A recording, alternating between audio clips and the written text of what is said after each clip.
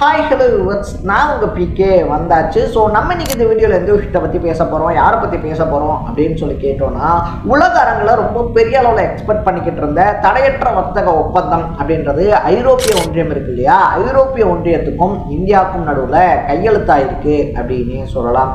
So இதன் மூலயமா பார்த்தோன்னா உலக அரங்கில் அமெரிக்கா இருக்கு இல்லையா, கடந்த சில மாதங்களாகவே பார்த்தோன்னா ரஷ்யா கிட்ட இருந்து நீங்கள் கச்சா எண்ணெய் வாங்கக்கூடாது, நீங்கள் இதை பண்ணக்கூடாது அதை பண்ணக்கூடாது அப்படின்னு சொல்லிட்டு இந்தியா மட்டும் இல்லாம பல உலக நாடுகள் மேலேயும் நான் என்ன சொல்றேனோ அதைத்தான் கேட்கணும், அவருடைய எண்ணத்துக்கு ஏற்ற மாதிரி தான் நடந்துக்கணும் அப்படின்னு சொல்லிட்டு பார்த்தோம்னா சொல்லிக்கிட்டு இருந்தாரு. அதை கேட்காத உலக நாடுகள், அதை மதிக்காத உலக நாடுகள் இருக்கு இல்லையா, இந்தியா சீனா மாதிரியான நாடுகள் மேலெல்லாம் பார்த்தோம்னா எக்கச்சக்கமா வரி விதிப்பு அப்படின்றத தூக்கி எரிஞ்சிருந்தாரு அப்படின்னு சொல்லலாம். அதுலேயும் குறிப்பா இந்தியா மேல 50% வரி விதிப்பு அப்படின்றத அவர் விதிச்சிருந்ததுனால ஏற்றுமதியாளர்கள் இருந்து பலருமே ரொம்ப சினவரத்துக்கு உள்ளாயிருந்தாங்க. அதே நேரத்தில் ஐரோப்பிய ஒன்றியமும் பார்த்தோம்னா தங்களுடைய இறக்குமதி ஏற்றுமதிக்கு முழுக்க சீனாவையும் அமெரிக்காவையும் டிபெண்ட் பண்ணி இருந்ததுனால இந்த நடவடிக்கை அப்படின்றது அவங்களையுமே ரொம்ப பெரிய அளவில் பாதிச்சிருந்துச்சு அப்படின்னு சொல்லலாம்.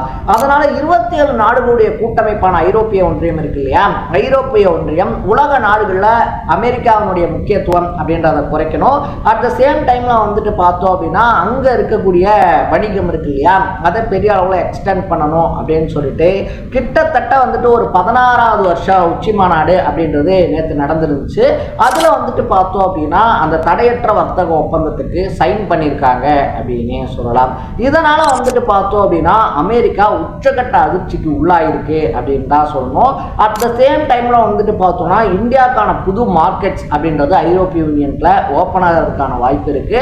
அதே மாதிரி ஐரோப்பிய யூனியனுடைய ப்ராடக்ட்ஸ் இருக்கு இல்லையா, எக்ஸ்பெஷலி நம்ம பார்த்தோம் அப்படின்னா அவங்களுடைய கார்ஸ் அந்த மாதிரி, ஸோ அதனுடைய விலைகள் அப்படின்றது இங்கே குறையறதுக்கான வாய்ப்பு இருக்கு அப்படின்னு சொல்லலாம். ஏன்னா பரஸ்பரம் பார்த்தோம் அப்படின்னா இந்த வரி இருக்கு இல்லையா, இறக்குமதி வரி அப்படின்றத தளர்த்திக்கணும், ஒரு சில பொருட்களுக்கு பார்த்தோம் அப்படின்னா அந்த வரியை அப்படியே முழுசாக கட் பண்ணணும் அப்படின்ற மாதிரிலாம் பேசியிருக்காங்க. ஸோ இந்த தடையற்ற வர்த்தக ஒப்பந்தத்தின் மூலியமா இந்தியாவுக்கும் ஐரோப்பிய யூனியனுக்கும் என்ன லாபம், அமெரிக்கா அதிர்ச்சி அடைகிற அளவுக்கு இதில் என்ன இருக்கு, அமெரிக்காவுக்கு இதனால என்னென்ன மாதிரியான டிராபேக்ஸ் இருக்கும் அப்படின்னு சொல்லிட்டு தான் நம்ம பேச போறோம்.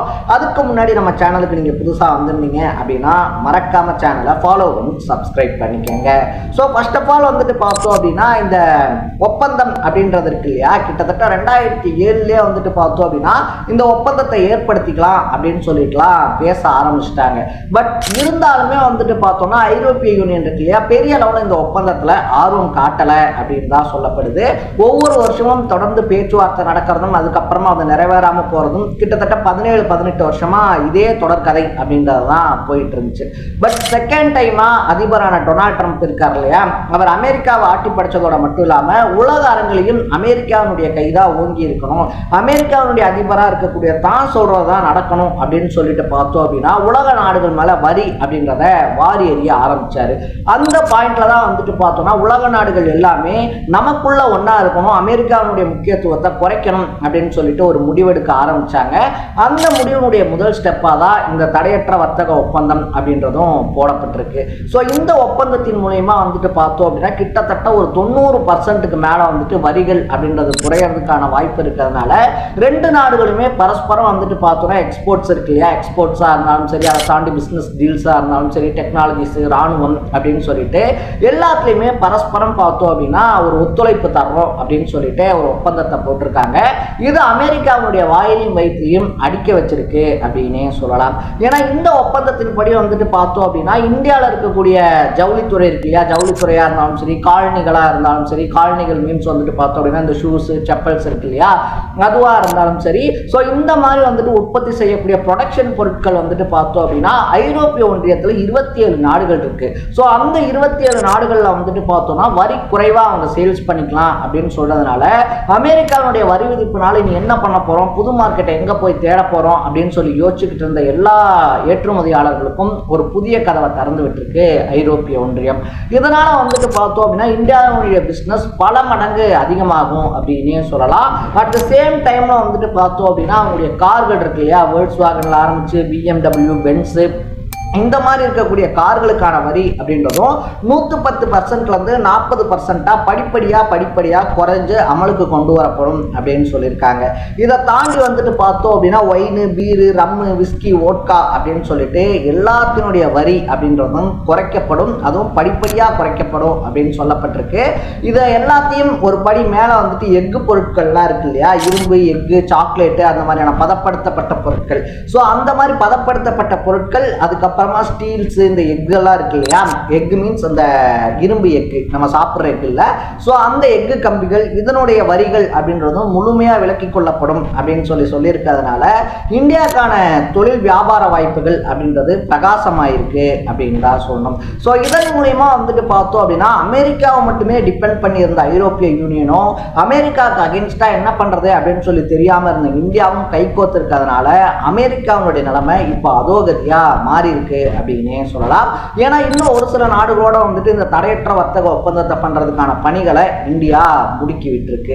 இப்படிப்பட்ட சுச்சுவேஷன்ல தான் வந்துட்டு அமெரிக்கா இருக்கு இல்லையா, அமெரிக்கா வந்துட்டு இந்த கிரீன்லாந்தை நாங்கள் அட்டாக் பண்ண போறோம் அப்படின்னு சொல்லிட்டு சொல்லியிருந்தப்பயே அதுக்கு ஐரோப்பிய ஒன்றியம் தங்களுடைய கடுமையான எதிர்ப்புகள் அப்படின்றத தெரிவிச்சிருந்தாங்க. ஸோ நீங்க வந்துட்டு இப்போ கிரீன்லாந்தை தான் வந்துட்டு நான் எடுத்துக்க போறேன்னு சொல்லுவீங்க, அதுக்கப்புறமா எங்க நாடை வந்துட்டு ஆக்கிரமிக்க மாட்டீங்க அப்படின்னு சொல்லிட்டு என்ன ஒரு உத்தரவாதம் இருக்கு, அதனால நீங்க வந்துட்டு அதை பண்ணக்கூடாதுன்னு சொன்னோடனே ஐரோப்பா இருக்கு இல்லையா, ஐரோப்பா மேலையும் நான் 10% வரி விதிக்கிறேன் அப்படின்ற மாதிரியான ஸ்டேட்மெண்ட்லாம் ட்ரம்ப் விட்டுருந்தாரு. அது எல்லாத்தையும் அடிச்சு அமெரிக்காவுடைய அதிபரான ட்ரம்பினுடைய தலையில இடி இறக்குற மாதிரி சைன் ஆயிருக்கு இந்த ஒப்பந்தம். ஸோ இன்னும் பல நாடுகளும் வந்துட்டு பார்த்தோம் அப்படின்னா அமெரிக்காவுக்கு அகென்ஸ்டா கைகோர்க்க இருக்கிறதுனால உலக அரங்கில் அமெரிக்கா தனிச்சு விடப்படுறதுக்கான வாய்ப்புகள் தென்பட ஆரம்பிச்சிருக்கு அப்படின்னு சொல்றாங்க. இந்த ஒப்பந்தத்தின் மூலமா இந்தியாவும் ஐரோப்பிய யூனியனும் எவ்வளவு ஒரு சிங்க்ல இருக்காங்க, எப்படி ஒரு பாண்டிங்ல இருக்காங்க அப்படின்ட்டு உலக நாடுகள் மத்தியில எடுத்து சொல்லப்பட்டிருக்கு அப்படின்னு சொல்றாங்க. ஸோ நீங்க இந்த ஒப்பந்தத்தை பத்தியும் இந்தியாவுடைய ஸ்மார்ட் மூவை பத்தியும் என்ன நினைக்கிறீங்க அப்படின்றத கமெண்ட்ல போட்டு மறக்காம சேனலை ஃபாலோ பண்ணி சப்ஸ்கிரைப் பண்ணிக்கோங்க. நாளைக்கு இதே மாதிரி இன்னொரு இன்ட்ரெஸ்டிங்கான வீடியோவோடு சந்திக்கலாம். தர பை பை.